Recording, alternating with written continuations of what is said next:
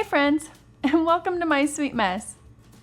In honor of school starting, I wanted to try a recipe for a homemade take of my favorite lunchbox treat growing up, oatmeal cream pies.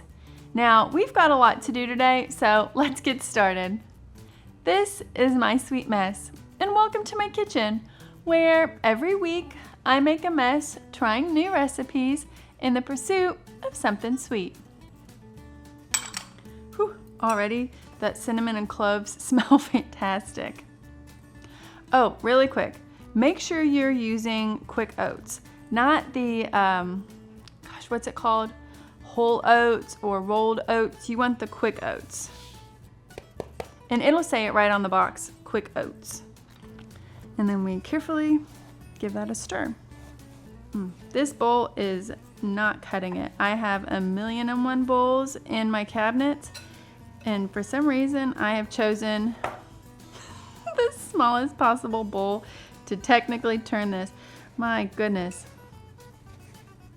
Okay, and I think that is properly stirred together. Growing up, I actually brought my lunch to school, and as I got older, maybe in middle school or so, I was responsible for packing my own lunch, hopefully the night before, but usually the morning of school.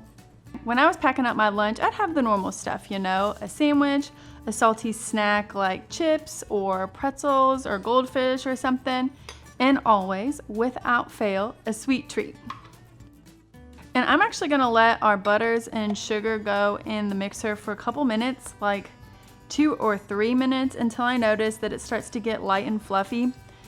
I'm also going to stop our mixer and scrape down the bottom and the sides of the bowl a couple of times just to make sure that everything is well incorporated.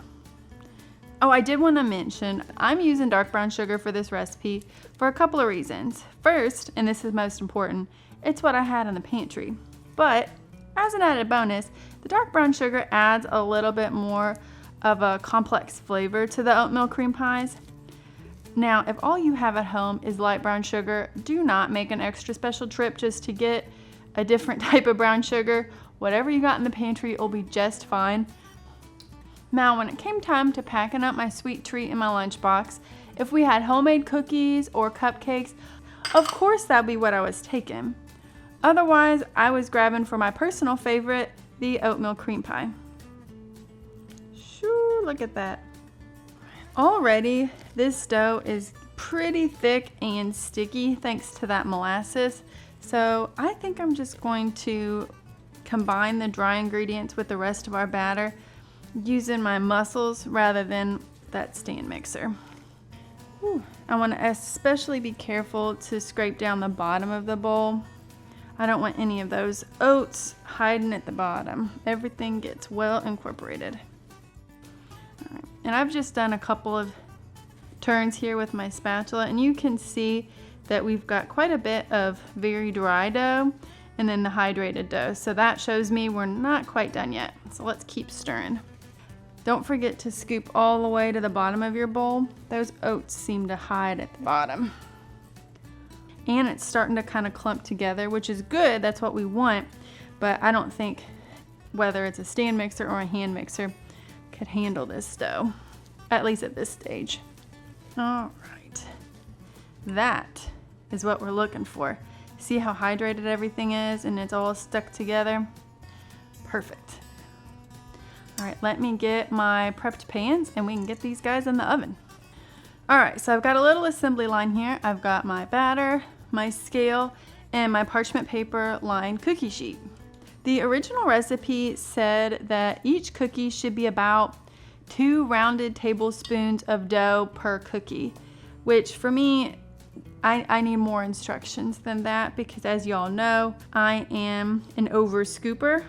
So what I did is I actually took my kitchen scale, wrapped it in some plastic wrap, and then I'm gonna weigh the dough, and I'm looking to get about 45 grams per cookie. And that should also help them come out more uniform. So all good things. I am really excited about these oatmeal cream pies. They were my favorite lunchbox treat growing up, Now, each of us had our favorites, and surprisingly, or I should say luckily, they were not the same. My sister liked cosmic brownies. I liked the oatmeal cream pies, like I said. And my mom actually liked Nutter Butters. That was her sweet treat. Not that she was taking them in a lunchbox to school, but she did bring her lunch to work, and when she did, the Nutter Butters were her sweet treat. Anyway, I've got my cookies on my baking sheet here. I only did 6 on this tray because these guys are going to spread out quite a bit. They need to be about 3 inches apart.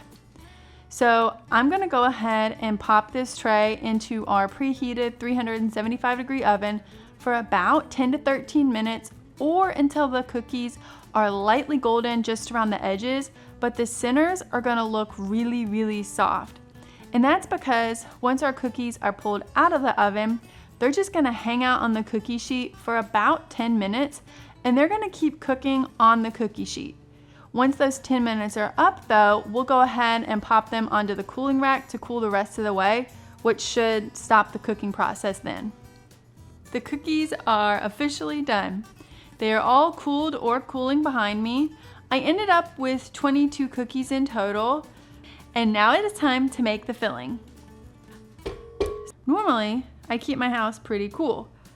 Today, for some reason, my house, I think, is warm, and it is reflecting in this butter. That butter was practically melted on the plate. I said earlier that each of us sort of had our own favorite lunchbox sweet treat, and that's mostly true, with one exception: zebra cakes. If zebra cakes were in the house, it was every man, woman, and child for themselves. I don't know why they had such a hold on my family, but they definitely did. Enough about me though. What was your lunchbox sweet treat that you look forward to? Let me know in the comments below. I'm curious. Oh, you know what would be so much fun? Let me know in the comments your favorite lunchbox sweet treat, and maybe I can try to find like a homemade version and make it on the channel. Oh, that would be so fun. Okay, now you gotta let me know because I'm already excited. And I didn't measure this out. I'm gonna measure with my heart. A little splish splash of vanilla. All right, we're at the stage with the filling where it gets a little personal. Let's give it a taste to see if we need to add a smidge of salt or if it's okay as is. Let's be real though, we're probably gonna add some salt. When you're giving your filling a taste test, that's also a good time to check the consistency. If you feel like your filling is too thick, you can add a little bit more heavy cream and that'll thin it out, but go very conservatively when you're adding the heavy cream. I mean, like a teaspoon at a time. And then this is again where you can add more salt, more vanilla, whatever you want to make it your own. Our filling is done, it tastes great, and it's a good consistency. I've got my cooled oatmeal cookies here, and now it is time to put the filling in the cookie. But before I do, I need to marry up tops and bottoms that match. I know, I weighed the dough, so each cookie should be about the same size. But here we are. So, what do they say about the best laid plans? So now it's time to sort of see those two look great together. Like I said, our filling is done. It tastes great. It has a good consistency. And now that I have my oatmeal cookies matched up into a uniform sandwich, it is time to fill our cookies.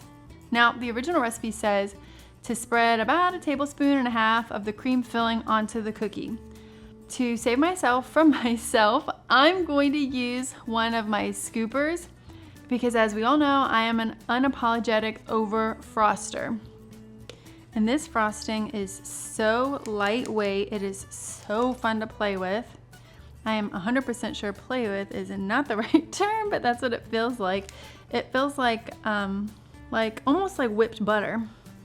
Oh, which reminds me, these guys cannot hang out on the countertop because it's got so much butter and heavy whipping cream and stuff like that in there. You can't just let these guys chill on the countertop like a regular cookie. But I'm just going to take my knife and spread out my scoop of frosting here. I'm not going all the way to the edge because once I lid this sandwich The frosting's gonna smush out anyway. Ready to lit it? Oh, look at that. Oh my gosh, that is so cute. Okay, I gotta do some more. I'm so excited. That was so cute. Oh my gosh. Look how sweet these are. And oh, I wish y'all were here because these smell wonderful. That molasses and cinnamon and cloves is just fantastic. It's like these cookies are like hinting at fall. You know what I mean? We're not all the way in fall, but it's letting us know it is right around the corner. All right, let's give these guys a taste. Oh man. Ma'am, these cookies are so wonderful. Oh my gosh. The cookies themselves are so soft and they have a really nice chew from the oats, and that filling is out of this world. I am so glad that we ended up adding just that extra pinch of salt. I think it really sets everything off. Oh man, I'm about to eat this whole thing. I cannot. I told you oatmeal cream pies were my favorite. I am off to enjoy the rest of this delicious cozy sandwich cookie. Thank y'all so much for being here with me today. And remember, trying new things is messy, but the end result can be pretty sweet. Have a great rest of your day. Bye now.